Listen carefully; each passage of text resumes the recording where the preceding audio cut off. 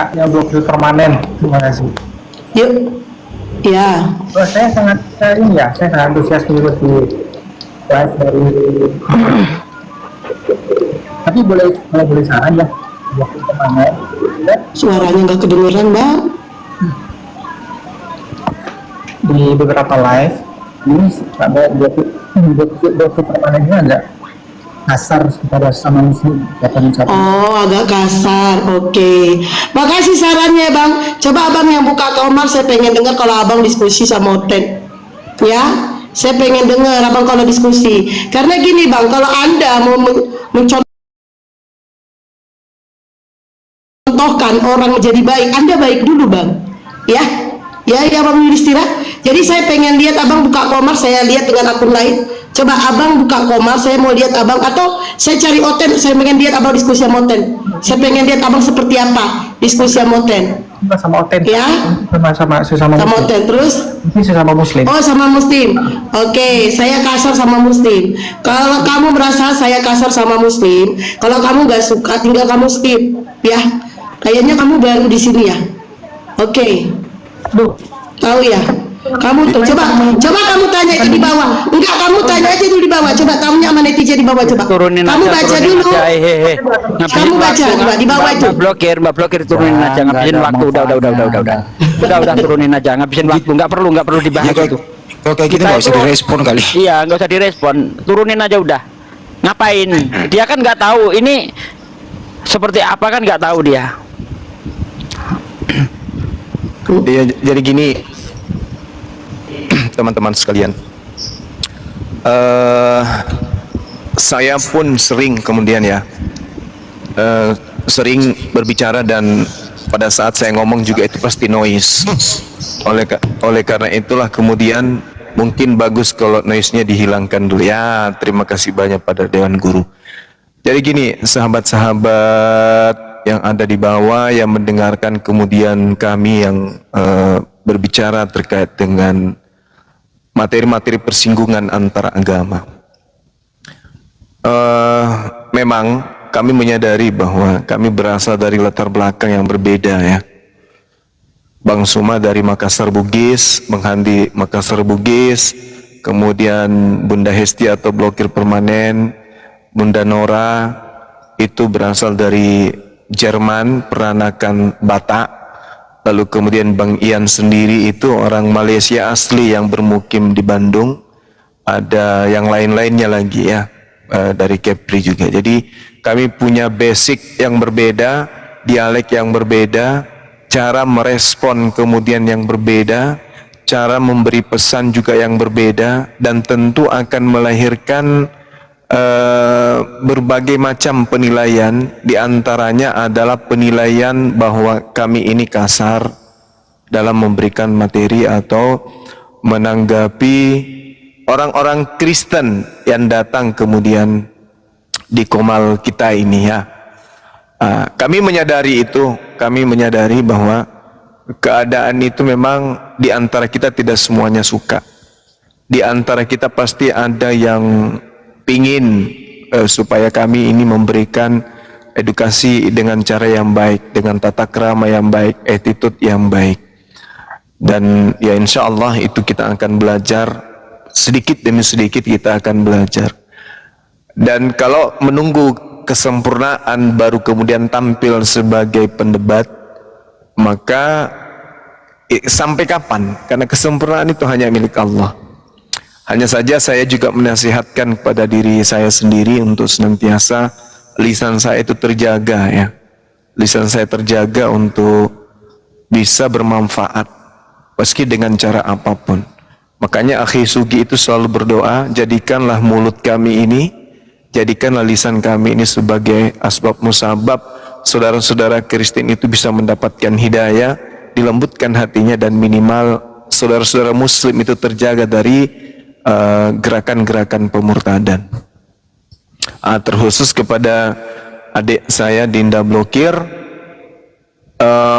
memang kita ini harus siap untuk dikritik, harus siap kemudian menerima cercaan, menerima keadaan di mana orang itu akan tampil di kita sebagai penasehat yang memberikan input positif yang mungkin pada saat kondisi kejiwaan kita tidak siap untuk itu. Ini juga pelajaran kepada saudara-saudara kita yang muslim. Kalau saudara ingin menasehati, apalagi muatannya mengkritisi, itu ada ruang, ada etika, ada adab yang harus terlebih dahulu kemudian diutamakan. Mungkin bisa men-DM saudara Dinda Blokir atau Hesti, tolong supaya narasinya dibangun lebih nasionalis ya, lebih Indonesia lagi atau Melayu atau apalah gitu ya, lebih bijak. Nah, lebih bijak lagi gitu. Saya pun kadang kuping saya itu mau pecah ya kalau mendengarkan beliau ini berbicara.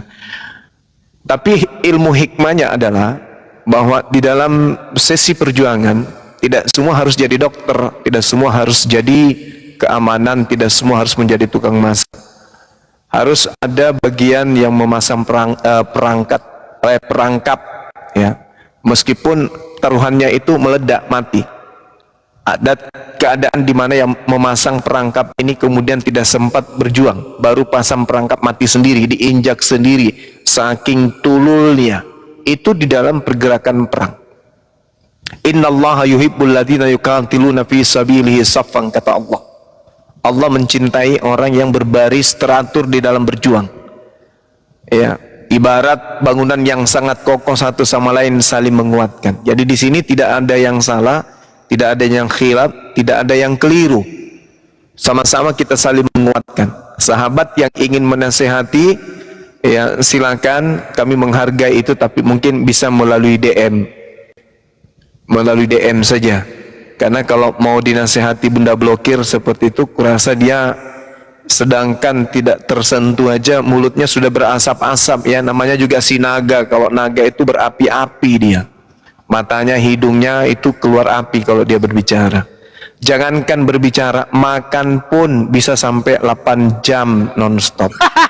Jadi jangan kaget kalau beliau kemudian berbicara dengan metode atau retorika yang dia punya. Masing-masing kita punya, masing kita punya cara gitu ya. Beliau seorang wanita mu'alaf yang alhamdulillah mampu memu'alafkan kedua orang tuanya. Itu kita hargai. Kita hargai. Beliau adalah seorang wanita ya, sama seperti siapa ya? Jangan sama saya lah. Sama seperti siapa ya? Kak Nora ini? Ya, jangan juga. Sama seperti ketua pembina Apologet Islam Indonesia sendiri tanpa pasangan. Ya, jadi dimaklumi aja. Mungkin dia agak depresi sedikit atau apalah ya. Namanya orang selalu tidur sendiri, yang tadinya ada menemani tiba-tiba dia sendiri ya, semuanya jadikan jadi pelampiasan seperti itu. Jadi mohon supaya sahabat-sahabat muslim ketika ingin menasehati kita ada DM. Apa DM itu ya? DM itu apa ya? Ya. Ya, chat di TikTok. Chat. Ya. Message aja. Ya, oke. Ya, kalau tidak sanggup, DM itu diam-diam menghubungi. oh, diam-diam menghubungi. Iya, Oke. Nah, kalau saudara-saudara itu tidak bisa DM, melalui transfer juga boleh. Gak apa-apa. Gak apa-apa.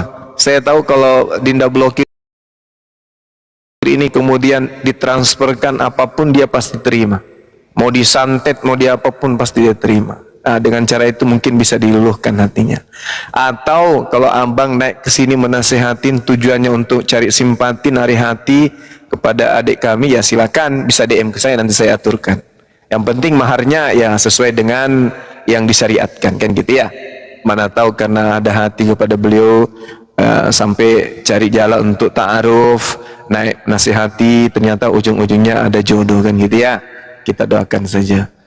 Saya kira begitu ya, saya sebagai ketua pembina Apologet Islam Indonesia memohon maaf yang sebesar-besarnya jika adik-adik kami di dalam perjuangan ini ada yang koslet, ada yang overdosis, ada yang mulutnya robek sampai kuping, itu dimaklumi aja lah. Selama mereka tidak mencoreng akidah. Ya, selama mereka tidak mencoreng akidah, saya rasa itu masih bisalah kita maafkan. Kenapa? Karena kita juga butuhkan pejuang-pejuang yang mulutnya somber, bermulut mesin ketik Belanda. Kenapa? Karena musuh juga ada dari pihak wanita, dari pihak mereka juga ada betina. Kan gak lucu kalau Bang Handi atau Ahi Sugi yang melawan betina. Ya, maka karena itu ya kita harus pelihara mereka ini. Kita harus pelihara. Tinggal bagaimana mulutnya itu sedikit dibawa ke pesantren untuk dididik bagaimana caranya untuk menyampaikan dengan baik. Saya kira begitu. Jadi mohon jangan menyurutkan semangat mereka ini. Susah untuk mencari manusia-manusia langka kayak begini. Kita doakan mudah-mudahan mereka jangan meninggal cepat. Ya. Jangan meninggal cepat. Kita masih butuh orang-orang kayak mereka. Indonesia masih butuh pejuang-pejuang kayak mereka. Jadi kita doakan supaya mereka ini tidak mati cepat gitu ya teman-teman. Mudah-mudahan panjang umur sampai mereka tua, melihat anak-anak mereka menjadi tokoh yang hebat di Indonesia. Kira begitu dari saya. Dan kalau ada yang kurang, saya mewakili semuanya untuk memohon maaf yang sedalam-dalamnya. Demikian. Assalamualaikum warahmatullahi wabarakatuh. Mana tepuk tangannya? Mana tepuk tangannya? Mana? Enggak, abang nggak konsisten. Tadi abang bilang jangan kawin selamanya. Udah, cukup. Sekarang ini nggak konsisten dia. Gak apa-apa, memang kayak begitu memang. Begitu memang. Gak ada yang tepuk tangan tadi. Panjang-panjang aku Udah ngomong gak ada syukur-syukur tepuk kita tangan. dibilang dari Jerman. Dari Jerman ya tadi Bang Zumar ya. Dari Jerman ya. Iya betul. Dari Iya. Jerman. Karena kalian cantik-cantik memang. Insya Allah. Aduh ini berisik nih Bang. Bang Amin suara anak kecil. Oke. Kita pindah topik dulu bentar Bang Jemaah. Iya, saya tutup YouTube dulu, habis ini buka lagi. Bang Dia. Oke, boleh ditutup dulu. Sebelum ditutup suruh pindah ke Sugi Reaksi. Saya belum Iya, tutup. iya. Teman-teman sekalian, untuk menikmati masa senggang ya, silakan ke Ahi Sugi Cristiano Ronaldo apa tadi Ahi? Kan di Selebes Channel. Di kristologi. Sugi Reaksi Kristologi, masya Allah. Ya, kita tutup dulu. Tapi sebagian yang ada di sana itu rata-rata itu kalau Bang Coba nggak live perginya kan di Selebes Channel, soalnya netizennya sama gitu loh. Ayo dan Ya, biasanya kita. Biasanya gitu. Yang ke Balok TV aja lah, ke Balok TV dan Balok TV. La ilaha Kita ke illa Bang anta Handi hadir. astaghfiruka wa atubu ilaik. Salam tauhid, salam satu Tuhan, jayalah Islamku, jayalah Indonesia kita. Assalamualaikum warahmatullahi wabarakatuh. Waalaikumsalam. Mohon izin saya turun ya teman-teman. Halo, assalamualaikum, Bang Zuma. Ya, mohon izin saya turun ya. Wabillahi taufiq wal hidayah. Jangan turun dulu lah. Assalamualaikum warahmatullahi wabarakatuh. Iya, gimana? Jangan turun dulu. sampai subuh biasanya. Ini saya Iya kan? Malah saya dengarkan Bunda Hesti. Enggak harus berjumpa, jadi agak enak Nggak gitu. ingat kan kok besok nelpon aku. Ini ada topik saya mau bawa ini Bang Ya, Jemaah. silakan Bang Andi, silakan. Masya Allah. Terakhir Iya. ini videonya Bang Juma itu diputar di beberapa gereja menggemparkan para pendeta itu semakin panik kehilangan perpuluhan, terutama mengenai penggunaan kata Allah itu. Habis itu video saya lagi yang diputar mengenai tentang Yesus bukan Tuhan. Jadi video-video kita ini memang menyakiti atau bukan apa ya? Pendeta semakin panik lah. Ya, cenut-cenut mereka Bang Andi. Iya itu. Jadi viral itu Banyuma tuh di mana-mana dijadiin trending topik di pendeta-pendeta yang sering main medsos juga, terutama Rizuli Lubis, Yakub Slistio, MYM, Mel Atok, Esra Soru tuh. MIM katanya masih mau maju hadapi saya, kok nggak ada kabarnya ya? Dia lagi di Belanda lagi sekarang ketemu DPO. Oh, berguru sama Paul Song. Ya itu dia. Bukannya diajak pulang malah berkolaborasi lagi di sono. Itulah watak-watak mereka. Tidak ada cintanya terhadap negeri ini. Cinta Bang Andi. Ya kan minimal kan bantu polisi dong. Sesuatu yang mustahil lah. Ya bantu Oke, polisi lah gitu. Silakan mungkin Bang Rizky Rizkyawan. Awan atau siapa lah yang mau berbicara, silakan. Rizkyawan, Kita apa yang mau izinkan. disampaikan? Ya, assalamualaikum Bang Zuma. Waalaikumsalam warahmatullahi wabarakatuh Bang. Ini saya mau nanya dikit soal apa ya? Alam semesta, Bang Zuma. Alam Menurut semesta. pandangan Islam, Ya. gimana itu alam semesta itu? Apakah NASA itu berbohong atau gimana? Saya cuma mau ambil pandangan dari Bang Zuma aja. Maksudnya apa ini, Bang? Ya, alam semesta menurut pandangan Islam itu kayak gimana? Itu. Alam semesta ini ya, meliputi langit dan bumi. Al-Quran. Iya, Bang. maksudnya Iya, kan gimana? ada yang Gimana? bilang NASA itu berbohong, dia nggak bisa sampai ke langit lah kayak gitu. Apa kayak gimana lah pandangan Islam tentang alam semesta ini gitu?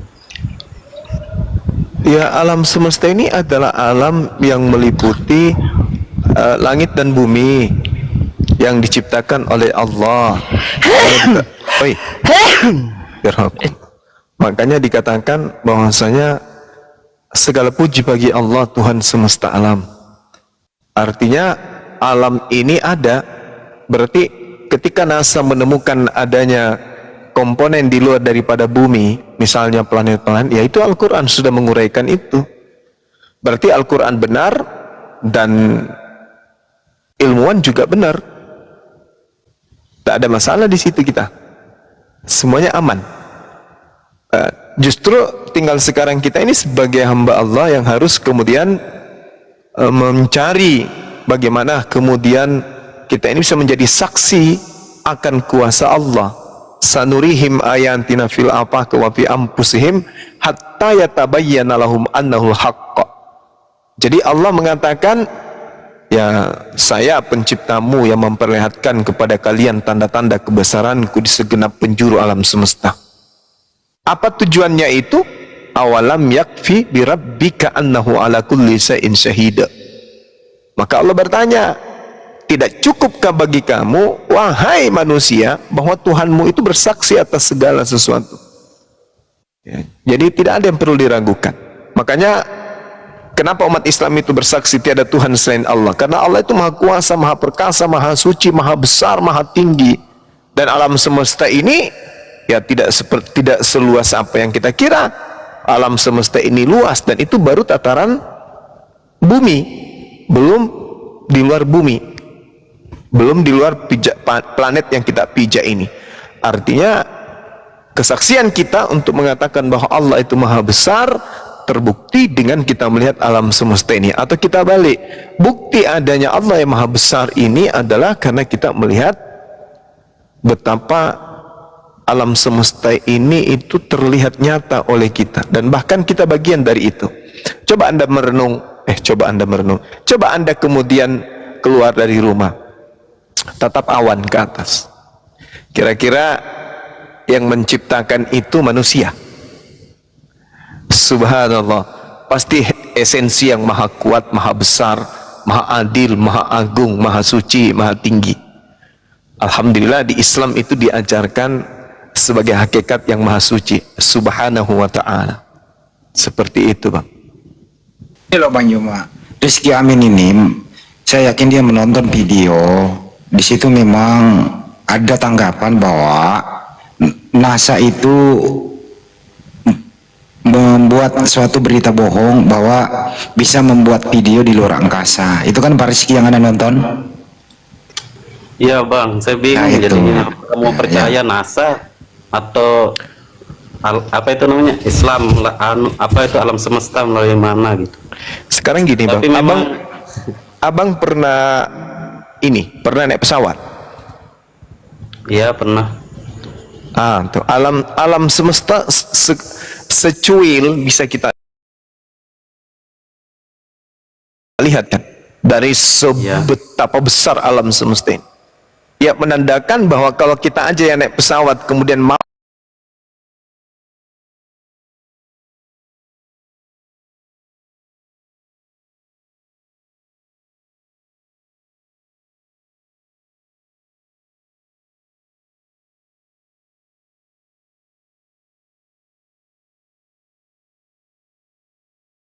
dan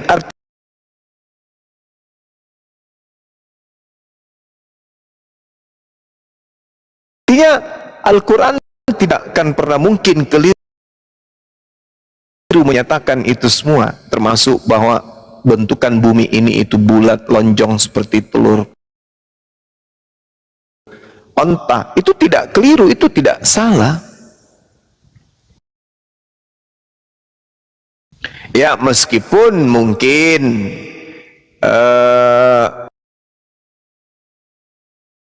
yang dikatakan NASA adalah orang-orang yang kemudian di sana mungkin ada ateis, di sana mungkin ada keyakinan atau kepercayaan lain yang mereka memberikan argumentasi sebagai patokan keilmuan yang mungkin ada suntikan sedikit daripada aliran kepercayaan mereka, ya, sehingga kehidupan manusia maka semakin terungkap kemudian isi Al-Quran.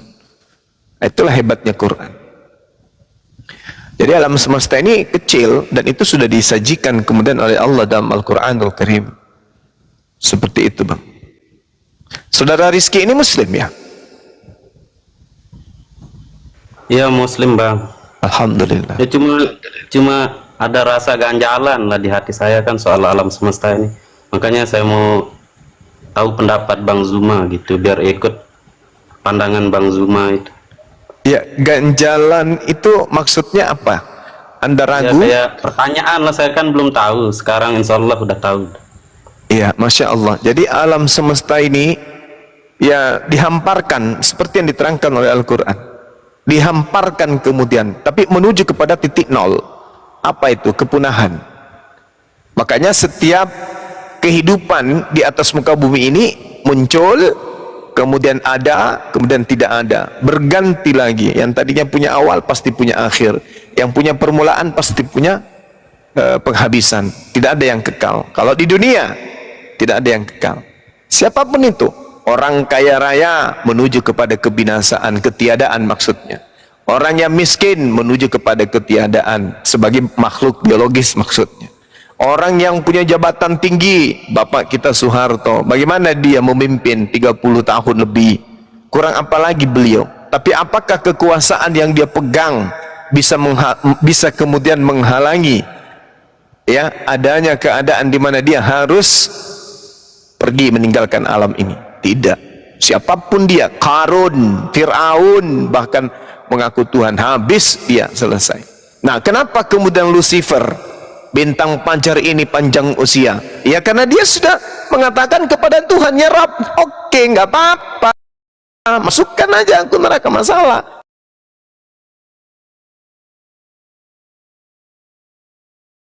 Tapi aku nggak ingin sendiri loh ya. Maksud lo?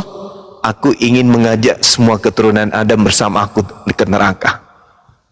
Ya udah, silakan. Aku tangguhkan usiamu. Tapi kepada mereka yang ikhlas beribadah kepada aku,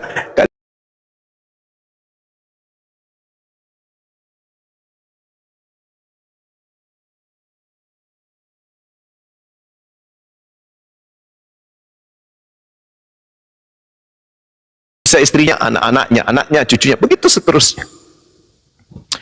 Artinya alam semesta ini ya harus kita sadari ada yang hak, ada yang batil, ada yang tinggi, ada yang rendah, ada yang gemuk, ada yang kurus, ada yang kaya, ada yang miskin. Ya, harus kayak begitu. Harus kayak begitu. Jadi orang yang punya sifat bijaksana yang harus menelaah alam semesta ini ya seperti yang diterangkan Al-Qur'an. Alam semesta ini ya seperti yang kita lihat saat ini.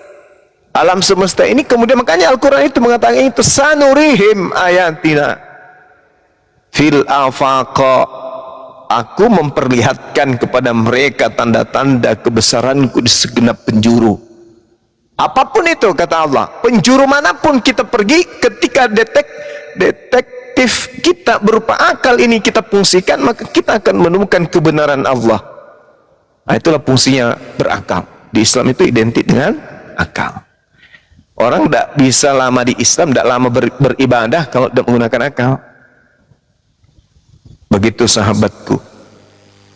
Jadi intinya Bang Juma, apapun yang ditemukan ilmuwan di zaman modern ini, itu pasti dijelaskan di Al-Quran. Ya, terlebih dahulu sudah dijelaskan di dalam Al-Quran. Nah, dan tidak pernah akan ditemukan di luar Al-Quran, di kitab manapun. Ya. Nah, itu intinya. Masya Allah.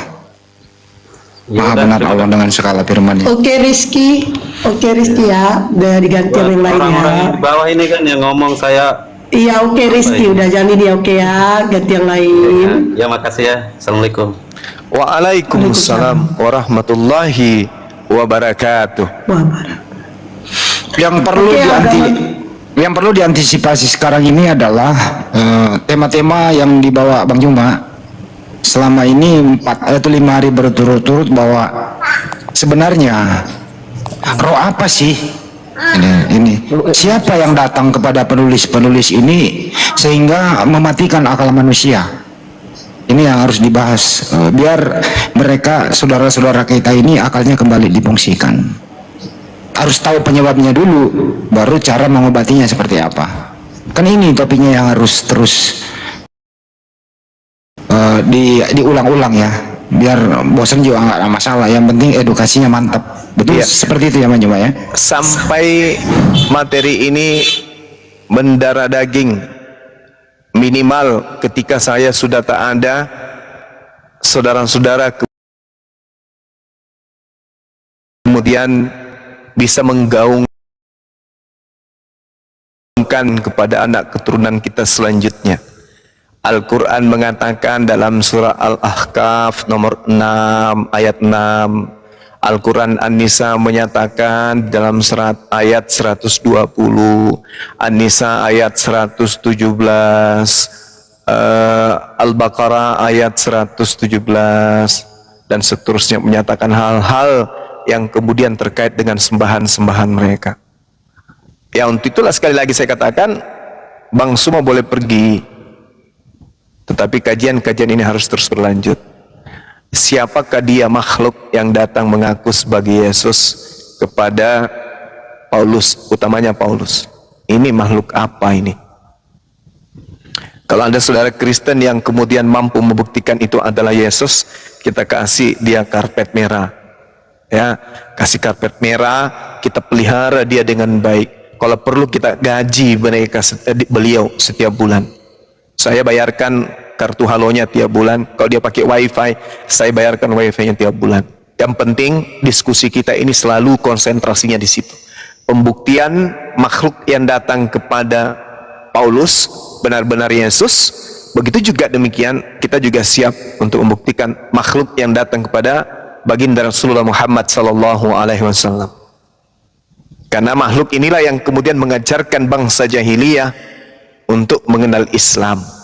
Makhluk ini juga lah kemudian yang mengajarkan makhluk yang sudah beradab, yang memiliki peradaban, kemudian menyembah kepada sesamanya manusia. Nah, ini dua hal yang berbeda yang harus sering kita gaungkan. Seperti itu Bang Handi dan sahabat-sahabat yang lain. Tadi sore itu waktu Bang Juma menyerahkan ke saya lanjutin ya, jawabannya sih tadi yang menggantikan namanya Philip agak sedikit tergores imannya dan akalnya berfungsi, tapi balik lagi akalnya mati, imannya yang maju. Bahwa betul kalau itu memang Yesua Amasiah benar-benar datang membisiki sang penulis, mestinya buahnya itu sinkron. Nah, nyata ditelisik lebih jauh ke dalam, bertentangan, kontradiksi banget. Artinya bukan dong Yesua Amasiah kalau begitu. Jawaban dia adalah, kalau menurut akal saya memang bukan, tapi kalau menurut iman saya ya itu harus Yesus menurut dia. Nah, inilah antara tabrakan antara akal dan iman. Itu kira-kira jawaban sementara dari mereka tadi sore, banyak waktu rehat gitu kira-kira. Oke, Iya. izin Bang Andi, Masya Allah, izin Bang Bang Andi. Juma. Jadi si pejuang NKRI mengatakan abang pembohong besar. Silakan pejuang NKRI. Iya, Iya. silakan.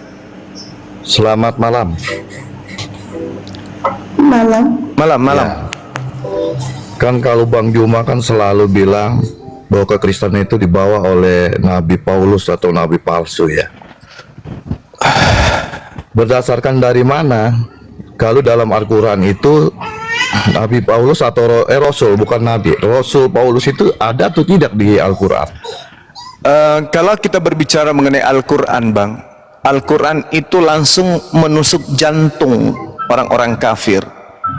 Al-Quran mengatakan Bismillahirrahmanirrahim, wa iza husyiran nasu kanu lahum a'da wa kanu bi ibadatihim kafirin. Jadi nama Paulus itu tidak ada efek dan tidak ada fungsi dan tidak ada gunanya untuk dibahas di kalamullah. Maka secara keseluruhan kemudian sembahan-sembahan yang mereka sembah selain daripada Allah itu akan menjadi musuh bagi mereka yang menyembahnya, dan yang menyembah ini pujian-pujiannya itu akan ditolak oleh yang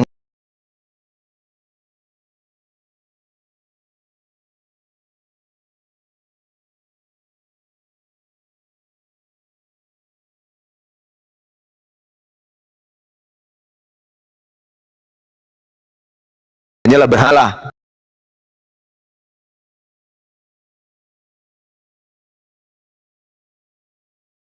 Dan kamu adalah pembuat kebohongan. Nah, kalau saudara ini menyangkal kitab suci saya bahwa kalian itu adalah pembohong, buktikan kalau orang Kristen itu tidak bohong. Di mana Yesus kemudian mengajarkan dirinya adalah pencipta alam semesta, sementara yang harus diibadahi, yang harus disembah hanyalah hakikat yang ahad, yaitu pencipta alam semesta. Buktikan kalau Al-Quran ini dusta. Nah, saya mengatakan bahwa saudara Kristen ini adalah orang-orang pembohong, pendusta, yang menyembah anak orang lalu mengajarkan anak orang ini adalah pencipta alam semesta yang menjadi manusia. Itu adalah konsep batil, Bung. Mohon maaf. Silakan. Terus kalau memang menurut Anda bahwa memang itu dianggapnya manusia dituhankan, Anda tahu prosesnya seperti apa sehingga Anda membicarakan bahwa itu kita menuhankan manusia. Kan kalau memang Anda yakini siapapun bahwa kalau kita misalnya tidak menyambung soal Isa aja, Isa Al-Masih, di situ aja kan Anda meyakini bahwa dia ada roh Allah, kalamullah, gitu loh. Anda meyakini itu Ini sebagai... ada suara musik di mana ya? Ada suara musik. Si pejuang kali. Pejuang KRI. Oke. Mbak mati musinya. Oke. Jadi yang jadi persoalan kan begini, Bang. Kalau Abang misalnya baru narasi bahwa semua kekristenan itu adalah berdasarkan pinter-pinternya Rasul Paulus, terus Abang langsung tidak menerima karena memang itu tulisan atau karangan Rasul. Makanya tadi saya tanya, Rasul Paulus ini ada nggak dibahas dalam Al-Quran gitu loh. Jadi kita akui dulu di situ gitu. Kalaupun memang nggak ada, berhakkah dia untuk menulis Injil yang memang yang Abang menurut Abang semua karangan gitu. Jadi biar kita misalnya saya sebagai orang Kristen tahu gitu yang menjadi dasar Abang. Pertama itu. Kedua, Abang selalu bilang, kok yang namanya manusia dituhankan? Abang tahu nggak proses seperti apa? Gitu loh. Nah, Abang sering berdebat sama yang lain bahwa pada dasarnya Abang juga tahu bahwa Yesus itu adalah firman itu sendiri yang menjadi Yesus itu sendiri gitu loh. Nah, bagaimana tuh pemahaman Abang? Jadi kekuatan apapun yang kita satukan kemudian untuk menjadi dasar kita merubah Yesus itu bukan manusia, itu tak akan pernah sanggup. Islam menyatu, Kristen, Hindu, Buddha, setan semua kita ajak untuk membuktikan Yesus itu bukan manusia, tidak akan pernah sanggup kita. Yesus itu tetap aja manusia, mau prosesnya seperti apapun, karena Tuhan itu maha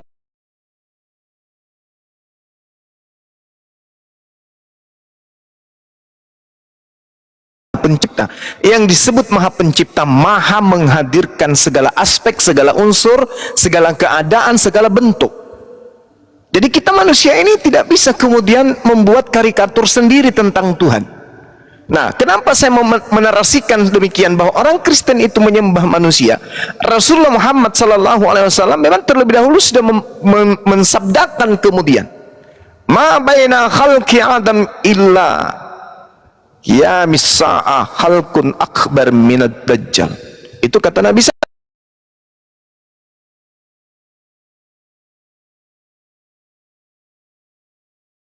Apa fitnah Dajjal itu?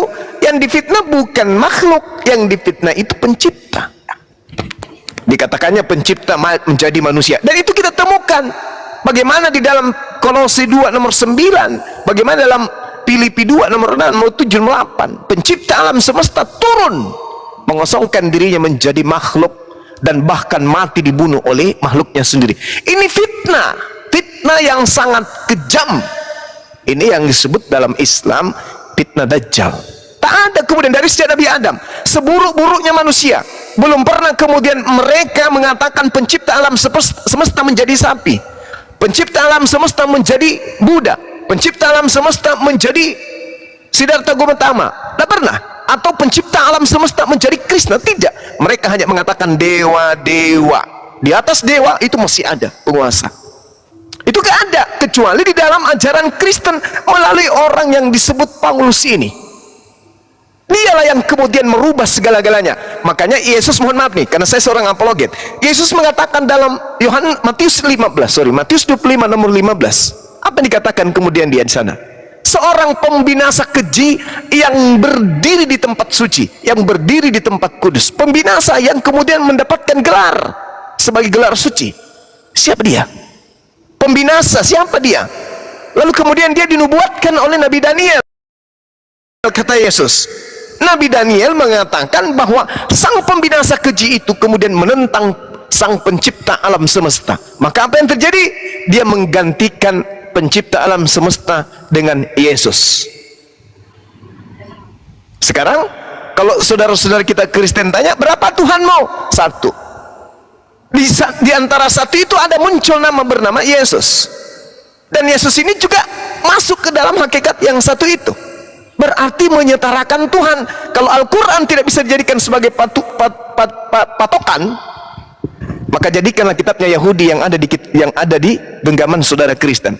Yesaya 14 nomor 12, nomor 13, nomor 14, nomor 15. Di sana disebutkan sebagai Hailale bin Zakar, bintang timur yang adalah putra matahari, yang kemudian disebut Lucifer.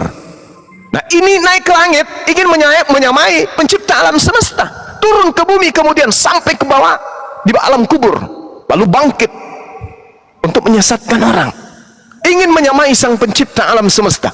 Nah, ini siapa yang ketika kemudian orang Majus datang ingin menyembah ketika dia bayi? Orang Majus penyembah api datang ingin menyembah kemudian kepada Lucifer, bintang timur yang jatuh ke bumi. Siapa menurut kemudian kitab Yesaya 14 ini bintang timur ini? Iblis, Lucifer. Silakan bang, di mana Yesus pernah mengajarkan dirinya kemudian setara dengan Tuhan? Oke. Alah, curang. Gak apa-apa, biar dia tanggapi dulu. Bang Juma bisa naik lagi kok. Silakan. Kenapa ini? Bang Juma ke report. Biasalah. Lanjutin bro. Silakan. Oke. Assalamualaikum Ya. warahmatullahi wabarakatuh, host, Bunda, dan yang lain lanjut. Waalaikumsalam warahmatullahi wabarakatuh. Oke. Boleh, sebenarnya saya jadi kalau nggak ada Bang Juma jadi kita ini juga, tapi nggak apa-apa. Satu hal Ntar juga Bang Juma naik, sabar aja. Oke.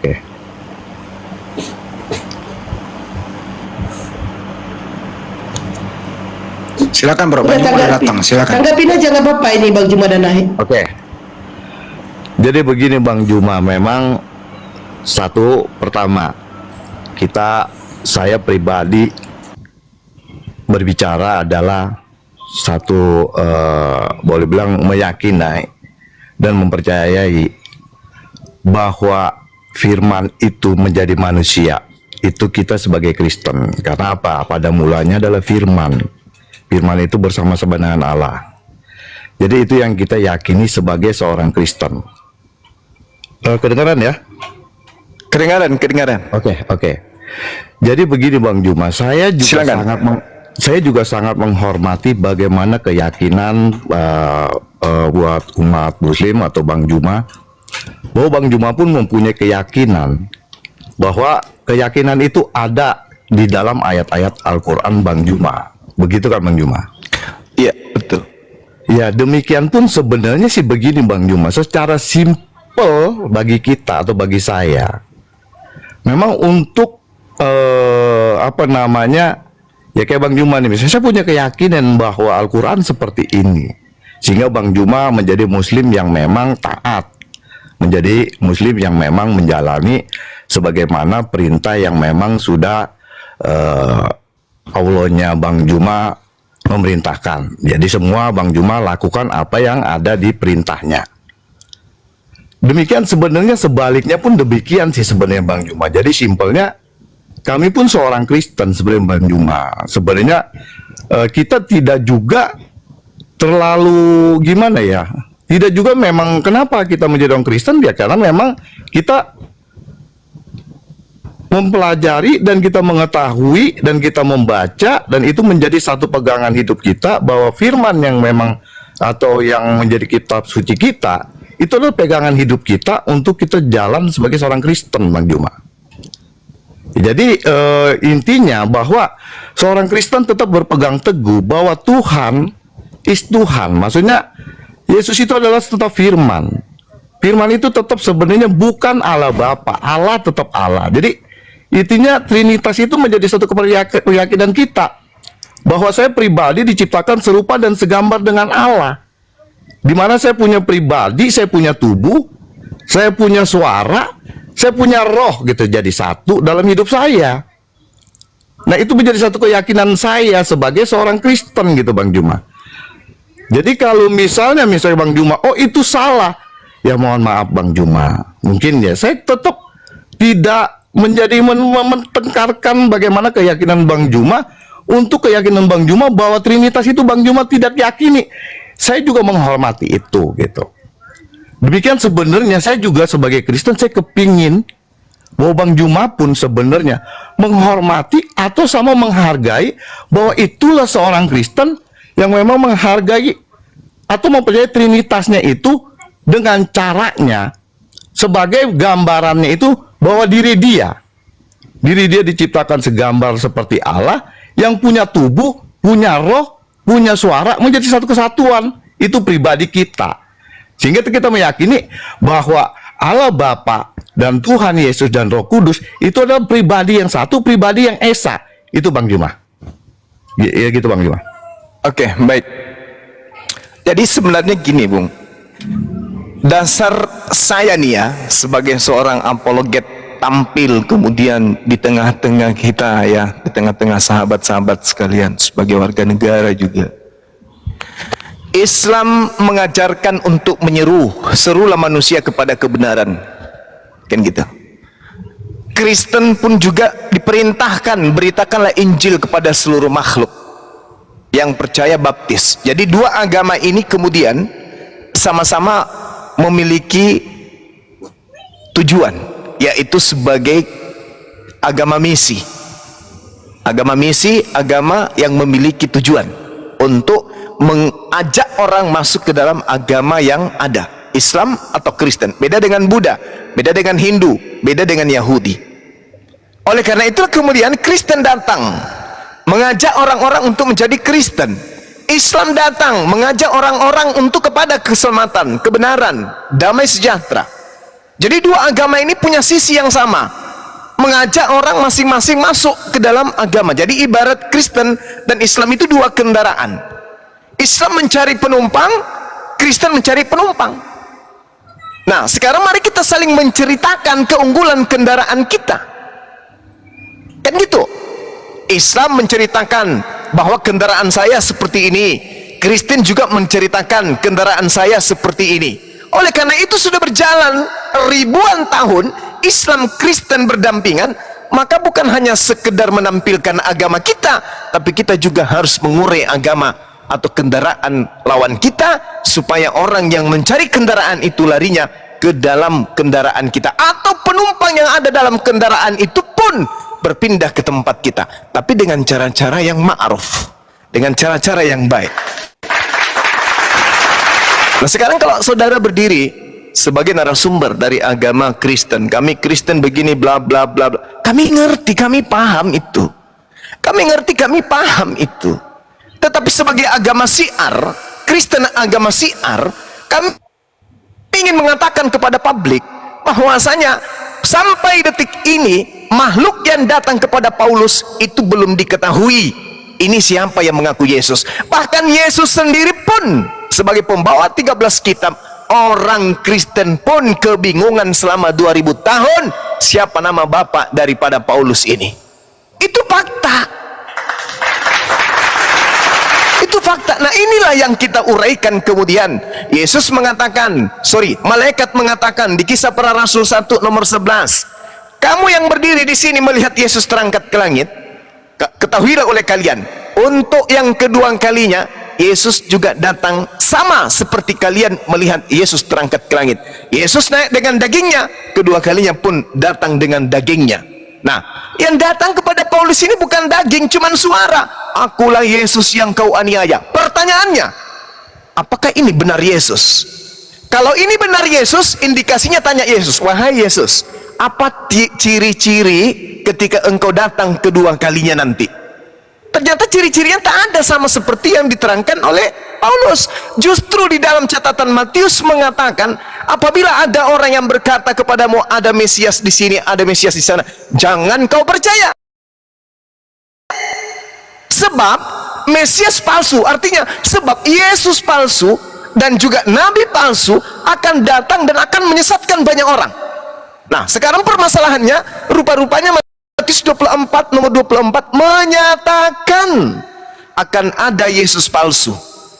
Lalu Yesus dikatakan dalam Matius 25-nya, camkanlah aku sudah mengatakannya kepadamu.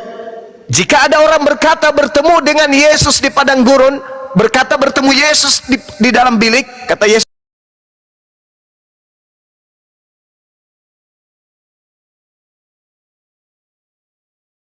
nya 27:6-nya. 27-nya dia mengatakan, sebab kedatanganku yang kedua itu ditandai dengan kilat yang menyambar dari timur sampai ke barat. Berarti yang datang kepada Paulus ini itu bukan Yesus, tetapi Mesias yang palsu. Dia mengaku-ngaku akulah Yesus yang kau aniaya. Yang datang ke Pulau Patmos ini yang mengatakan akulah Yesus, akulah bintang timur, itu bukan Yesus yang asli, tetapi Mesias palsu yang datang kepada penulis kitab saudara. Kalau Bang Suma keliru, mari kita diskusi secara ilmiah, kita bedah kemudian data, kita buktikan kemudian bahwa pengakuan Yesus akan datang itu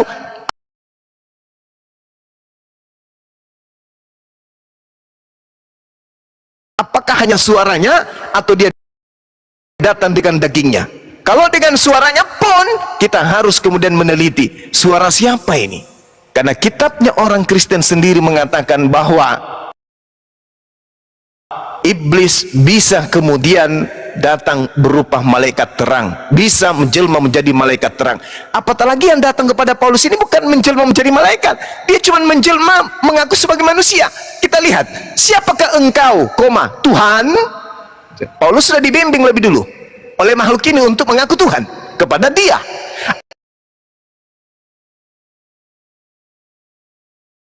Di dalam Bible, jangan di luar, di dalam Bible, Yesus acap kali dibuli, dimainin oleh iblis alias diuji oleh iblis. Kalau Yesus yang adalah nabi, orang suci, tidak pernah melakukan kejahatan saja dimainin, dijadikan bulian oleh iblis, bagaimana Paulus? Jadi iblis boleh datang mempermainkan Paulus kapan aja. Terbukti di Kisah Para Rasul 16 nomor 16 sampai nomor 18. Paulus dimainin sama iblis. Jadi yang datang kepada Paulus ini ngaku Yesus itu siapa? Siapa yang ngaku Yesus? Akulah Yesus yang kau niaya. Dari sanalah kemudian setelah Paulus didatangi makhluk ini, Paulus mulai 2 kali lebih hebat daripada dia menganiaya murid Yesus. Apa itu? Dia menuduh pencipta alam semesta menjadi manusia. Dia menuduh pencipta alam manusia, pencipta alam semesta kemudian digantung, dibunuh, disalib. Dia menuduh kemudian hukum Tuhan yang datang kepada Bani Israel adalah sampah dan tidak ada orang selamat karena hukum Taurat, hukum Tuhan. Paulus tak menjadi-jadi, maka lahirlah kemudian buah dari pengajaran Paulus, yaitu Katolik, Kristen. secara ilmiah, bukan hanya dasar kepercayaan tok. Silakan. Oke, mungkin saya secara ilmu memang saya akui Bang Juma di atas saya lah. Jangan Bang, jangan Bang. Silakan, Jadi silakan. gini Bang Juma, sebenarnya yang memang secara garis besar saya menangkap bahwa memang kita punya agama itu memang mensiarkan atau kita menyebarkan bagaimana ajaran kita. Ya memang semua agama pasti bagaimana memberikan satu penjelasan ke banyak orang bagaimana orang itu menjadi pengikut. Ya seperti Yesus waktu berbicara, jadikanlah semua bangsa muridku dan baptislah di atas nama Allah Bapa, Allah Anak dan Roh Kudus. Nah itu memang satu siaran atau satu seorang Kristen memang menjadi satu apologet untuk bagaimana banyak pengikut Kristus. Sama persis dengan abang gitu. Cuma satu yang pertama yang saya mau tanyakan ke abang, Bang, dalam agama itu tidak sama dengan kita jual mobil, Bang. Abang Toyota, saya Honda gitu, Bang. Kalau kita jual mobil sama, kita pun akan memberikan satu penjelasan apa kelebihan-kelebihan kita, Bang. Ada sales memang sama, kita berbicara, saya aja. Saya sebagai sales, saya akan melebih-lebihkan atau memang saya membicarakan bagaimana kelebihan yang saya jual. Tetapi maaf Bang, memang kadang-kadang ada sales, bagaimana cara membandingkan supaya si pembeli ini yakin dengan produknya, maka dia mengcounter. Contoh, Toyota, dia nggak ada adasnya Bang. Toyota remnya agak keras Bang. Toyota begini-gini. Itu yang pemahaman saya sebagai bukan akademis yang mungkin seperti abang untuk mengetahui semua. Nah sebenarnya bagaimana caranya bertanding dengan sehat, itu yang selalu saya secara pribadi bagaimana kita bertanding yang sehat, yaitu jelaskan secara ilmiahnya, secara baiknya apa yang kita sampaikan, apa yang produk kita gitu. Demikian Bang, saya sebagai pengusaha nih, produk saya ini memang kadang nggak terasa, saya juga kadang-kala keluar dari mulut saya akhirnya punya saya lebih baik dibanding dia gitu. Bagaimana orang itu pada saat dia mendengar gitu bahwa dia pun punya kelebihan, maka dari itu ini satu nasihat buat saya juga pribadi dan saya aja lah gitu, bahwa pada dasarnya alangkah baiknya dalam apapun si pembeli ini melihat dengan kejujuran kita kelebihan kita. Karena banyak pembeli Bang, pada saat kita ngejelekin produk orang, pembeli langsung kabur Bang. Karena menurut dia, lu bukan sales yang terbaik. Lu sales hanya bisa ngejelekin orang dibanding lu menjelaskan produk lu yang terlebih. Nah demikian seperti agama Bang, sebenarnya ya. Saya selalu punya keyakinan, begitupun saya Bang. Saya sebagai apologet, mungkin saya akan, bukan apologet, saya seorang Kristen, pasti saya akan ngomong sama orang, ini loh kebaikannya Tuhan saya. Ini loh kehebatannya Tuhan saya. Ini loh kelebihannya Tuhan saya. Nah, itulah yang harusnya saya didik, saya pegang, bahwa harusnya saya berpegang oleh kitab saya. Dan harusnya saya menjelaskan itulah kelebihan ketuhanannya saya. Tidak boleh membandingkan dengan cara, beda. Tuhan saya begini dibanding agama orang. Agama orang begini. Ternyata Bang, dalam agama itu berbeda lagi Bang. Dalam agama muslim, yang di typing, tolong Bang, lu jangan ngomong tentang istilah-istilah keislaman. Mohon maaf sebesar-besarnya, saya bukan mengistilahkan. Orang Bang bisa menjadi mualaf misalnya, atau dari Kristen menjadi Muslim mungkin jadi Kristen. Itu sebenarnya benar nggak Bang? Seseorang itu sebenarnya bukan melalui pertengkaran atau bukan melalui jelek-jelekin agama. Misalnya kayak saya memenangkan menjadi orang murtad karena saya jelek-jelekin agamanya. Sebenarnya itu menjadi pertandingan yang tidak sehat. Yang sehat adalah bagaimana memberikan edukasi, memberikan satu kelebihan, apa kelebihan agama kita, apa kelebihannya Tuhan kita, itu yang harus kita iniin. Ternyata Bang, semua itu balik lagi ke dalam agama muslim, hidayah Bang. Orang kalau belum dapat hidayahnya Bang, sampai tetek bengek mau kita kasih ibaratnya dari kebaikan, benar-benar tidak pernah kita sedikit pun menjelekkan agama orang, kalau dia belum punya hidayah Bang. Sampai bagaimanapun dia tetap tidak pegang agama. Demikian pun memang kalau misalnya kita membanding-bandingkan, malah kita mau menjatuhkan, misalnya Kita kepengen menang sebagai orang Kristen, pasti kita tarik orang yang non Kristen, lalu kita jelek-jelekin agamanya gitu loh. Contoh misalnya, saya kepengen narik agama non Kristen, ya contoh mungkin agama Buddha lah, malah saya jelek-jelekin agama dia. Lu begini, lu begitu, lu begitu, lu begitu. Akankah orang itu akan ikut kita? Menurut saya tidak gitu loh Bang. Jadi demikian pun saya juga sama. Saya misalnya sebagai orang Kristen, saya ingin menarik misalnya agama Abang gitu, tapi saya mengulas agama Abang dengan jelek-jelekin apa kekurangannya, semua gini-gini, nggak dibacok, nggak ditabok Abang aja udah bagus itu. Nah seperti itu Bang. Oke, baik. Jadi gini, saudara saya ya,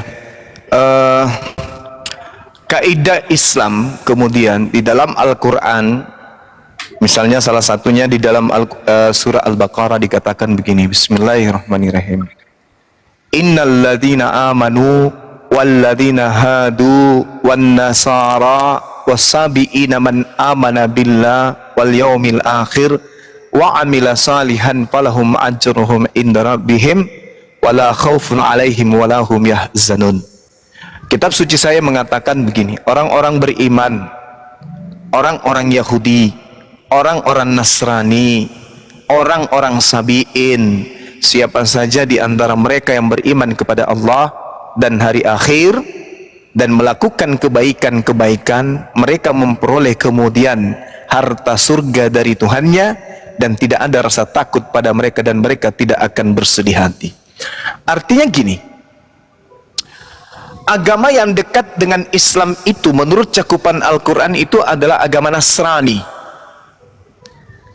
Agama Nasrani kemudian di dalam Al-Quran terdapat penyelewengan. Penyelewengan itulah kemudian lahirlah Kristen beserta sekte-sekte yang lain. Fawailul lilladzina yaktubuna al-kitaba bi'aidihim summa yaquluna hadza min indillah. Mereka menulis buku-buku mereka mengatakan ini dari Allah, padahal sebenarnya itu bukan dari Allah. Nah, artinya Yahudi pada masanya sudah selesai, Nasrani pada masanya sudah selesai. Mereka yang Yahudi yang taat kepada Nabi Musa, insya Allah mati dalam keadaan selamat. Mereka yang mati dalam keadaan beriman kepada Nabi Isa, orang-orang Nasrani, insya Allah mereka selamat. Yang ada sekarang ini adalah Islam dan juga Kristen. Saudaraku, hanya ada dua jalan inilah kemudian. Kalau bukan Islam, maka Kristen akan menjadi jalan menuju kepada pencipta alam semesta. Maka dari itu, kalau saudara mengatakan terkait dengan kendaraan kita yang lebih baik, kendaraan orang yang tidak baik, kita mencari kemudian keburukan-keburukan kendaraan orang, bukan begitu poinnya. Bukan di situ poinnya. Tetapi kita harus berdamai, ikhlas menerima ketika agama kita yang keliru, kita harus akui keliru. Kenapa? Kita harus mencari jalan satu-satunya ini. Nabi Isa mengatakan inilah jalan yang lurus. Yesus mengatakan akulah jalan yang lurus. Al-Quran juga mengatakan akulah jalan yang lurus itu. Maka jalan lurus ini jangan kita diamkan. Inilah fungsinya kita berakal. Kristen, ayo semangat, kembangkan ilmu, cari iman yang benar itu. Itu pun begitupun dengan Islam kemudian. Maka yang menjadi panduan kita sekarang ini apa? Kitab suci. Kalau kitab suci kita ibaratkan kendaraan kita memiliki buku panduan yang tidak sesuai dengan kendaraannya, tinggalkan.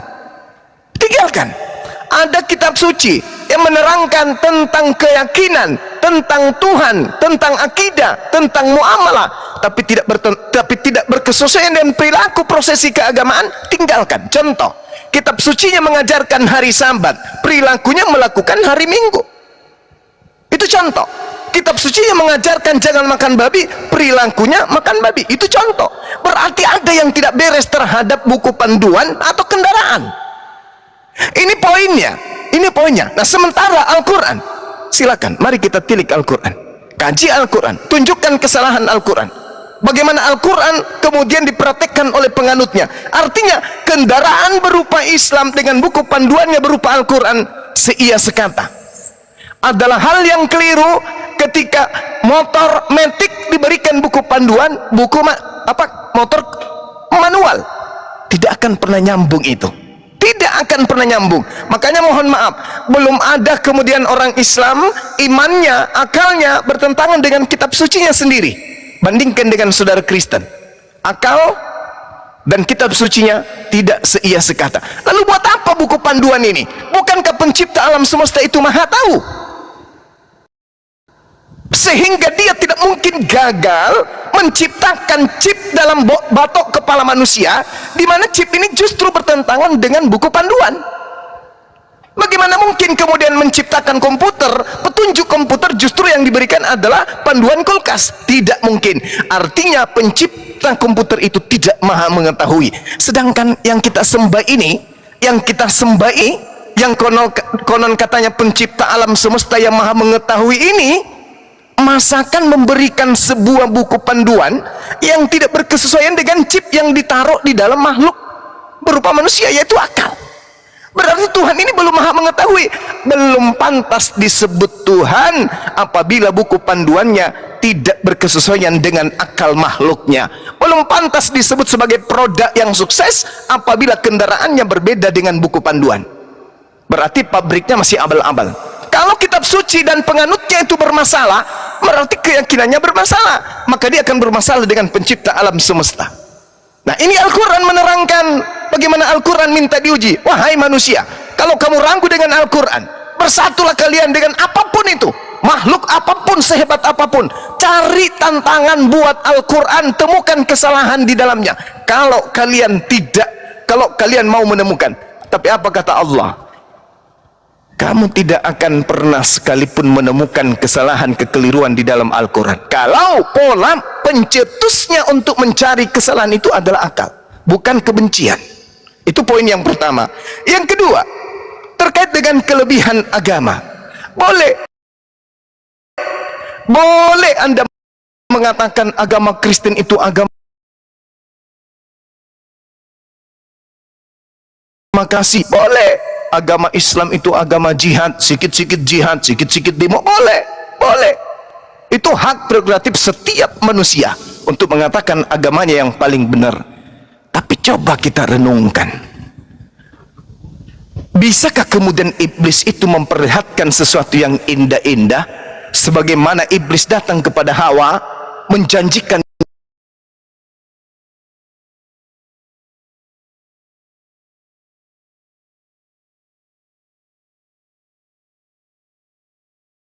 Kristen? Yesus mengatakan, kitab Anda mengatakan, Yohanes 3 nomor 16, begitu besar kasih karunia Tuhan akan alam semesta ini, dia menganugerahkan anaknya Yesus supaya siapa yang percaya memperoleh hidup yang kekal. Nah, kita teliti lagi, ketika Yesus mengajarkan dirinya ingin dipercaya sebagai utusan Tuhan, maukah teman-teman Kristen melepaskan imannya bahwa Yesus itu adalah Tuhan? Tidak mau. Yesus mengatakan di dalam Yohanes 5 nomor 36, ada kesaksianku. Ini Yesus yang mengatakan, bukan Bang Subah. Ada kesaksianku yang lebih penting dari kesaksian Yohanes Pembaptis, bahwa semua mujizat, semua pekerjaan, semua tanda-tanda, semua kekuatan, membangkitkan orang mati, membuat orang buta melihat, orang lumpuh berjalan, semua itu bersaksi tentang aku, bersaksi tentang aku. Pekerjaan-pekerjaan itu bersaksi tentang aku, bahwa aku adalah utusan Tuhan. Endingnya di situ. Siapa Yesus menurut Yesus? Yesus menurut Yesus adalah utusan Tuhan. Aku utusan Tuhan. Titik. Tapi maukah saudara-saudara Kristen melepaskan imannya bahwa Yesus itu adalah Tuhan itu sendiri? Tidak mau. Berarti bertentangan dengan yang membawa kalam firman. Segala firman yang kau berikan kepadaku telah aku sampaikan, dan mereka percaya bahwa engkau yang telah mengutus aku. Hidup kekal itu mereka mengenal engkau satu-satunya Tuhan dan mengenal aku yang engkau utus. Berarti Yesus memberikan hidup kekal ketika kemudian ada penganut yang mengajarkan dan mengimani dirinya hanya sebagai utusan. Selesai. Tapi benarkah itu terjadi di tubuh Kristen? Kita intip hari Minggu, siapa yang mereka sembah? Yesus? Gimana ini? Bertentangan. Yesus mau dikenal sebagai utusan, Yesus mau dipercaya sebagai utusan. Selesaikan perkara itu. Kenapa bisa hari Minggu orang mendudukkan Yesus setara dengan pencipta alam semesta? Kembali kepada tema, siapa yang datang membisikkan akulah Yesus kepada Paulus, itulah biangnya. Silakan Bung, boleh panjang lebar selama kita tujuannya beredukasi. Saya akan mendengarkan dengan setia. Silakan. Iya, terima kasih Bang. Saya bersyukur memang semua dari sini memang masing-masing bagaimana mencerahkan ajaran yang ini. Pertama, memang kalau Abang tadi ada bilang ada dua agama yang boleh bilang kalau kita berbicara saat ini. Yang ini benar, yang ini benar. Jadi nanti akhirnya siapa yang benar, kan gitu ya Bang? Jadi kalau seperti ini ya sama Bang. Jadi kalau tadi Abang juga di gereja yang disembah itu cuma Yesus, tidak juga sebenarnya. Jadi kita tetap menyembah dan meyakini bahwa di situ Yesus itu firman. Jadi tetap bahwa dia tetap sama, firman, tetap tidak berubah, bahwa dia bukan pencipta. Pencipta tetap Allah Bapa, yaitu Bapa. Itu Allah sendiri. Itu Allah sendiri, terus dia punya firman, firmannya itu Tuhan Yesus gitu. Nah, dia juga punya roh. Intinya kayak gitu yang kita percaya. Jadi di gereja kita berdoa Bang, itu tetap menyebut Allah Bapa, Allah Anak, dan Roh Kudus. Jadi itu yang kita selalu kita berdoa sama. Jadi yang kita sebut sama. Bahwa pada dasarnya kita sebut tetap Allah Bapa. Tidak pernah kita hanya ke Tuhan, karena menjadi satu pribadi yang lengkap. Bagaimana itu pribadi Allah pencipta, itu adalah pribadi Tritunggal. Itu yang kita yakini.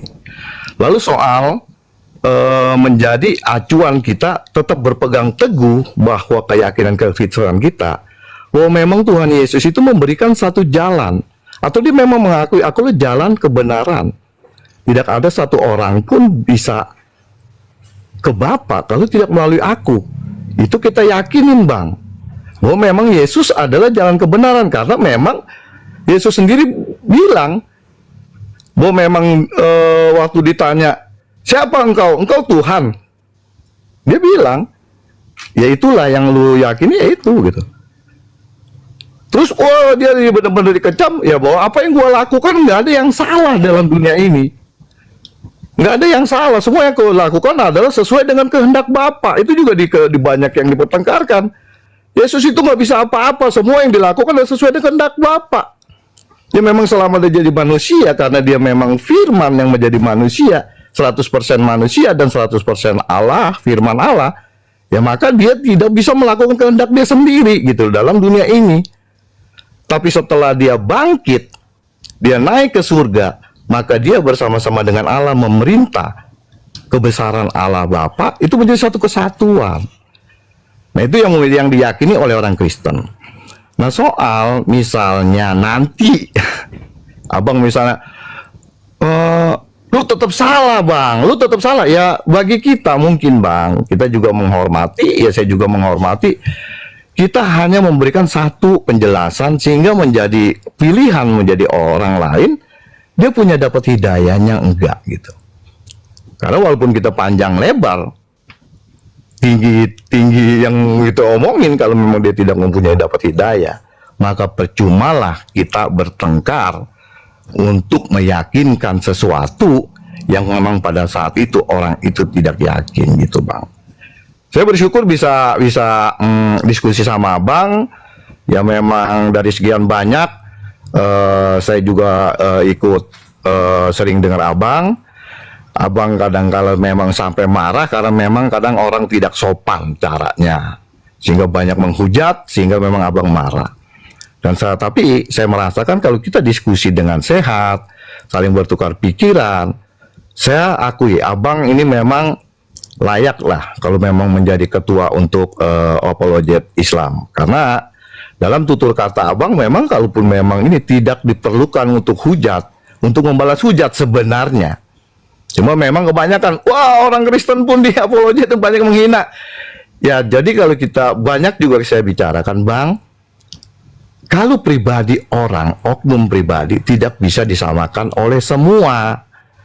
Demikian kalau orang penjahat terus dianggap agamanya Kristen, maka Kristen itu penjahat karena dianggap salah menerapkan ajaran yang di Alkitab. Tidak, di Alkitab tidak diajarkan menjadi orang penjahat. Ya, diajarin mencuri tidak, diajarin berbohong tidak, diajarin menghujat tidak, diajarkan marah aja tidak gitu bang.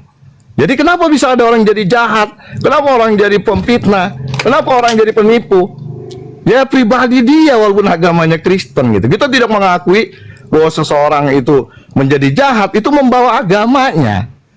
Demikian kan kita kalau misalnya memahami bang, yang terjadi misalnya, ini maaf ya bang, misalnya ada orang yang punya prinsip, perangilah, akhirnya dia beranggapan bahwa jihad itu untuk membunuh orang yang tidak seiman, adalah dia ada jalan satu jalan. Itu pun saya tidak meyakini semua bahwa itu ajaran yang memang dari situ gitu, karena saya yakin percaya nggak semua orang setuju itu bukan ajaran gitu, bukan ajaran satu agama. Jadi gitu bang. Jadi terima kasih banyak selama ini ya, saya bersyukur kita bisa diskusi dengan baik. Saya juga bisa mendapatkan satu pelajaran bahwa Bang Juma memang menjelaskan itu memang baik. Juga kalau Bang Juma memang ditanya baik akan menjawab baik. Tapi kalau memang Bang Juma mungkin diolok-olok atau difitnah atau di apa ya Bang bisa marah, itu bagi saya wajar. Demikian pun saya juga kalau memang diolok-olok, mungkin saya juga dihujat-hujat akan juga marah. Jadi saya malam ini saya berterima kasih dikasih kita ngobrol sama Bang Juma dan Iya, sama-sama Bang. Terima kasih banyak. Sama-sama. Bang Juma, terima kasih banyak Bang Juma. Thank you Bang. Terima kasih. Iya, sama-sama. Saya kembalikan ke Bang Handi atau teman yang lain, silakan.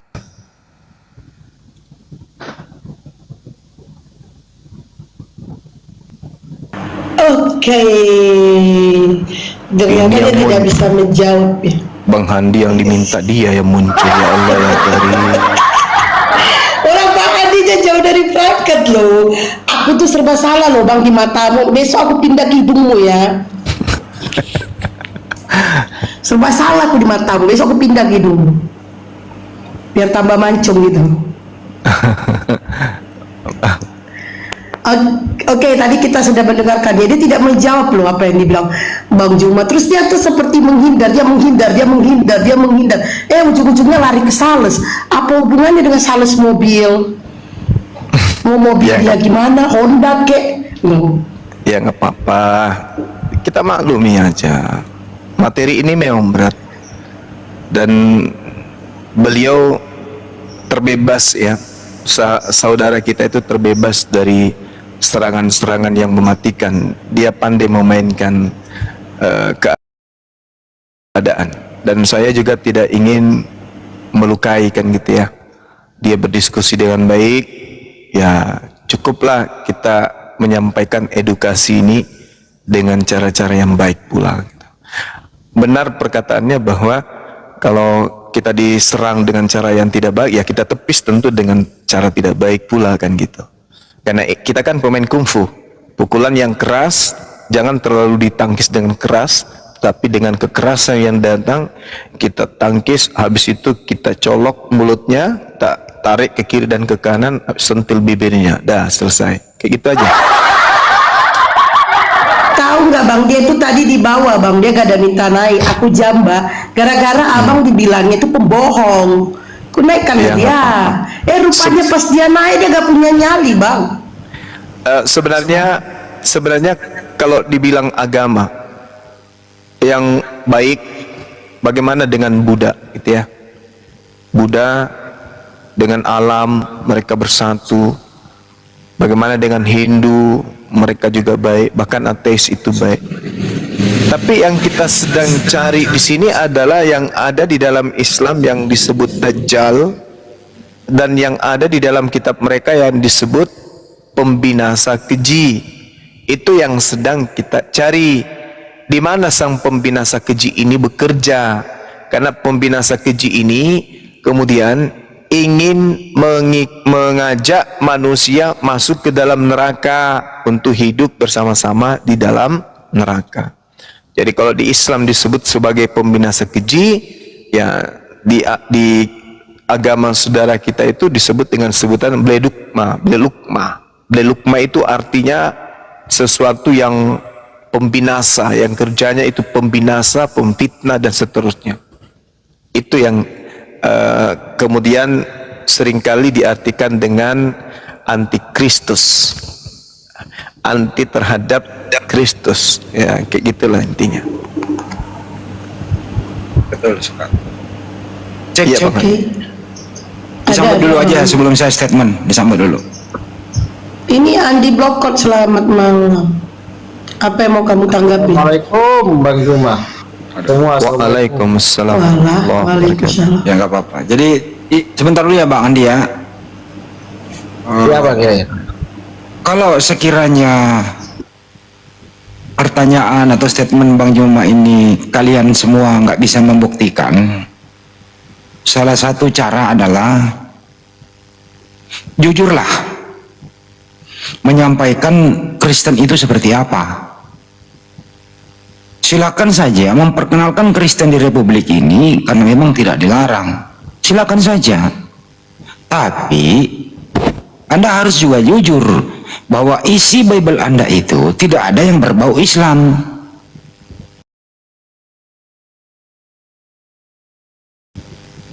Artinya apa? Beritahulah para speaker-speaker ini, pendeta-pendeta ini, beritahukan jemaat Anda. Pada pembicara yang menurut mereka apologet Kristen ya, beritakanlah kepada orang-orang bahwa Kristen itu ya seperti ini tampilannya. Apa yang dibawa Belanda, apa yang Kristen di luar negeri, apa Kristen dari tempatnya di Roma sana, ya masukkan ke Indonesia, jangan diedit. Apa adanya saja, apa adanya gitu loh. Ya ganti kembali sampulnya. Jangan Alkitab, Bible, Biblos gitu. Istilah-istilah Islam yang ada di dalam diganti semua. Jadi terjawab sudah bahwa orang tuh bisa membeli jualan Anda. Oh, tampilan Kristen ya memang berbau Roma ya. Tuhannya memang itu ya inkarnasi menjadi manusia ya. Nah, tapi kalau diselipkan kata Allah, kalau sampulnya adalah Alkitab, itu kan terlalu keislaman, tapi di dalamnya ajaran dari Roma. Nah, ini yang membuat kita menyadarkan mereka agar kata jujur itu dipakai. Jangan ada intrik-intrik misionarisme, nggak bagus itu. Itu sih saran saya kepada semua Kristen yang sering berbicara, baik di media sosial maupun dalam gereja, terutama para pendeta. Ya perkenalkan Kristen yang berbau Yunani itu. Jangan lagi ada kata-kata istilah Islam. Supaya apa? Kalau Anda menjual, orang jelas, oh ini Kristen toh. Nah, diperhitungkan toh, memilih apa enggak. Tapi kalau dipakai nipu-nipu, Allah Bapa, Allah Anak. Nah ini kan Anda tidak percaya diri. Sebagaimana original teksnya. Percaya dirilah.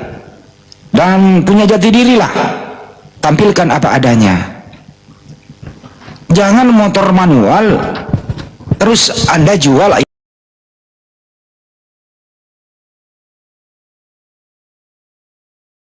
ini motor metik yang nggak bagus. Jangan mobil merek A lu bungkus menjadi merek B, itu namanya membohongi publik. Nah inilah yang dilakukan para misionaris. Inilah yang dilakukan oleh LAI. Ini yang nggak bagus. Ini harus kita edukasi tiap hari. Kira-kira begitu statement dari saya. Terima kasih.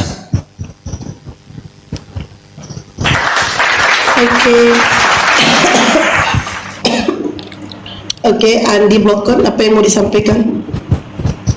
Ini ada PPJ typing. Bang Juma, Iya, salam Bang. kenal Bang Juma. Salam kenal Bang. Sehat selalu Bang Juma. Alhamdulillah sehat. Dari Sulawesi juga ini Bang Juma. Ah, Masya Allah. Iya, iya, iya. Barakallah fiik. Ya gitu aja Bang. Iya, Kamu apa sehat-sehat. Baik. Oke, Bang Andi, makasih. Bang Juma, kira-kira ini, ya dilanjut Bang. Menurut Bang Juma nih, mudah-mudahan saya juga setuju. Kalau sekiranya, sebagaimana video Bang Juma yang direaksi diputar oleh pendeta Yakob Sulistyo di dalam gerejanya, jemaatnya semakin panik. ada yang mengiyakan, ada yang enggak. Begitu juga Rizal Lubis, video saya diputar, mereka semua terpana panik, hampir meninggalkan perpuluhan begitu. Sekiranya Bible ini dijual di Indonesia atau dihidangkan di Indonesia atau dikutbahkan di Indonesia apa adanya begitu, tidak ada lagi berbau Islam, istilah-istilah Islam di dalam. Pendapat Bang Juma, menurut Bang Juma ini laku apa semakin ditinggal? Kira-kira bagaimana pendapat Bang Juma? Jadi begini Bang Handi, Allah berkata berfirman dalam Al-Quran, inni a'lamu ma la ta'lamun. Jadi ada hal yang rahasia yang kemudian merupakan sesuatu yang bukan rahasia bagi Allah. Apa itu? Keadaan manusia dulu sebelum kita, keadaan nenek moyang kita, keadaan buyut kita, keadaan itu adalah berupa rahasia. Sangat boleh jadi kemudian ketika Bible ini kembalikan dalam bahasa Yunani, maka akan tetap aja kemudian ada yang percaya. Kenapa? Sebagian dari manusia itu ada yang senantiasa cenderung kepada kemaksiatan, kenikmatan semu, kenikmatan yang sifatnya sementara Bang Handi. Kita tidak bisa pungkiri itu, bahwa pada dasarnya selama masih jasad, masih biologis ini yang membungkus roh masih menyatu, maka sifat tamak, serakah, apalagi rakus, apalagi teman-teman, itu akan selalu ada Bang Handi. Itu akan selalu ada, sehingga nampak kelihatan orang-orang itu hanya menjadikan sebagai aksesoris kitab mereka itu. Mereka melakukan keyakinan, menganut keyakinan, kepercayaan seperti itu bukan karena proses belajar, tapi karena memang mereka suka dengan kemaksiatan. Mereka suka kemudian hidup bebas. Mereka bangga dengan pendahulu-pendahulu mereka yang berkulit putih. Mereka bangga dengan apa yang menjadi pencapaian pendahulu-pendahulu mereka. Mereka cinta dengan agamanya karena menurut mereka mayoritas penduduk bumi ini adalah orang-orang berkulit putih yang negaranya, yang bangsanya lebih maju. Bisa karena unsur itu. Kalau karena unsur bahasa, maka dari sekarang mereka sudah pindah dari keyakinan itu, dari aliran kepercayaan itu. Kenapa? Karena mereka tahu, mereka sadar, mereka paham, mereka bukan orang bodoh, mereka adalah orang cerdik. Mereka adalah orang-orang yang cerdas, pintar. Tetapi karena itu tadi, kecenderungan kemudian orang-orang mengikuti syahwat daripada peringatan Tuhan. Bagaimana Hawa? Bagaimana Adam? Kurang sempurna apa mereka kemudian? Padahal pada saat itu ujian untuk mata minim, ujian untuk kuping minim, ujian untuk dibawa pusat minim, semuanya minim. Hanya gara-gara faktor satu saja, yaitu makanan sesuatu buah, itu ajanya. Tapi mampu kemudian melululantakkan perintah Tuhan yang langsung datang ke kuping Nabi Adam beserta istrinya. Subhanallah. Tapi ini tidak ditelaah oleh mereka yang mati akal. Jadi bukan karena mereka meninggalkan melepaskan istilah-istilah Islam maka agama mereka itu tidak akan ada penganutnya. Tidak, tetap aja kemudian ada penganutnya. Kenapa?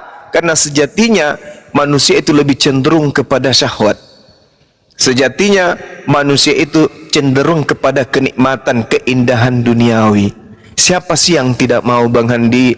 Tengoklah orang-orang yang disumpah pakai Quran itu. Lihat, demi Allah, demi nama Allah, wallahi, tallahi. Tapi faktanya pakai baju orange juga ujung-ujungnya. Inilah cerminan bahwasanya terkadang baik kita maupun mereka hanya menjadikan kitab ini sebagai aksesoris simbol keagamaan saja. Di Islam juga begitu, apatah lagi mereka. Apatah lagi mereka, apa yang mereka kemudian dapatkan dengan mengambil kata Nabi, kata Allah, kata Rasul. Ada kebenaran? Tak ada. Itu hanya sebagai bahan untuk promosi ajanya. Oh, kami juga menyembah Tuhan Allah. Kami juga di dalam kitab kami disebut Alkitab. Kami juga ada ruh, ada awal, ada akhir, ada iman. Samanya kalian. Hanya itu. Hanya itu. Tidak mempertebal kepercayaan mereka, kagak. Sama sekali kagak. Itu hanya sebagai dasar bahan untuk aksesoris memperkenalkan agama. Nah, terkait dengan dikembalikannya istilah-istilah Al-Quran, lalu mereka menggunakan istilah-istilah Yunani, tidak akan mengurangi rasa kepercayaan mereka, tidak. Mereka akan tetap, karena pada dasarnya mereka menganut agama itu bukan karena ini, bukan karena ini, nih yang di atas ini, bukan, tapi karena kepercayaan tok, karena hanya dasar aliran kepercayaan dari nenek moyang, bukan karena aspek akal, bukan karena aspek kebenaran. Kalau akal, dia adalah mustahil, adalah hal yang mustahil.